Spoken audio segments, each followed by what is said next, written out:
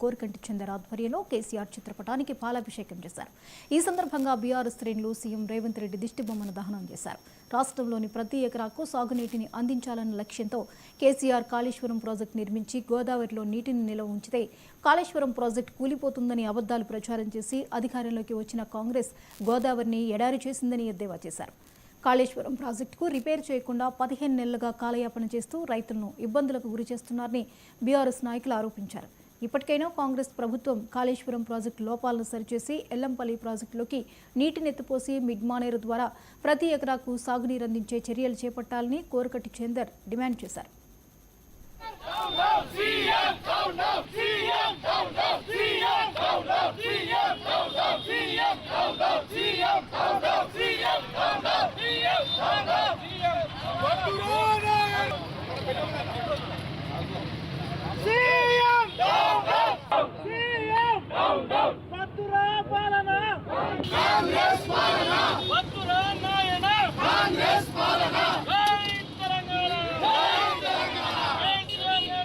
అరే ఎందుకు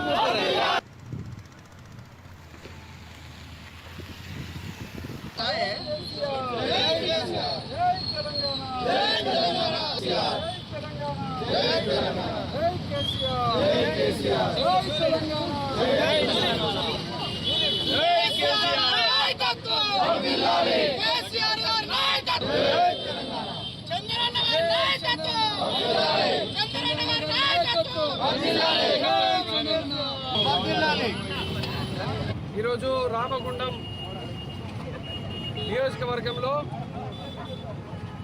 కాళేశ్వరం ప్రాజెక్టు నిర్మాణం చేసి తెలంగాణకు ప్రతి ఎకరానికి నీళ్ళు అందించేటువంటి విధంగా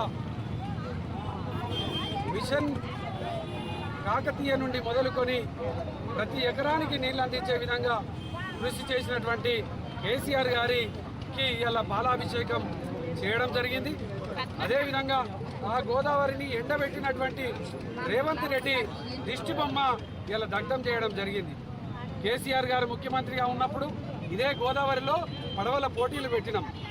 ఎన్నికల సమయంలో ఈ యొక్క కాళేశ్వరం ప్రాజెక్టు కూలిపోయిందని పచ్చి అబద్ధాల ప్రచారం చేసి ఆ యొక్క అబద్ధాన్ని కప్పిపుచ్చుకోవడం కోసం 15 నెలలుగా ఈ యొక్క గోదావరిని నింపుతలేరు. మిషన్ ఈరోజు ఉత్తమ్ కుమార్ రెడ్డి గోదావరిలో కాళేశ్వరం ప్రాజెక్టు సేఫ్గానే ఉన్నదని చెప్పారు. మరి ఇప్పటికీ గోదావరి నిండకపోగా ఇవాళ ఈ ప్రాంతంలో ఉన్నటువంటి మాకు తాగడానికి నీళ్లు లేవు. తలాపున పారుతుంది గోదావరి. ఆనాడు తెలంగాణ రాష్ట్రం రావడానికి ముందు ఏ విధంగా అయితే పాడుకుందామో ఇవాళ అదే పరిస్థితి వచ్చింది. కాబట్టి ఇవాళ రేవంత్ రెడ్డిని మేము డిమాండ్ చేస్తూ ఉన్నాం. కేసీఆర్ గారి లాగా మీరు కూడా ఆ యొక్క కాళేశ్వరం ప్రాజెక్టు నుండి 16.7 టీఎంసీ నీళ్లను లిఫ్ట్ చేసి ఎత్తిపోసి ఎల్లంపల్లి ప్రాజెక్టుకు మిడ్ మానేర్కు అదేవిధంగా రంగనాయక అన్నపూర్ణ సాగర్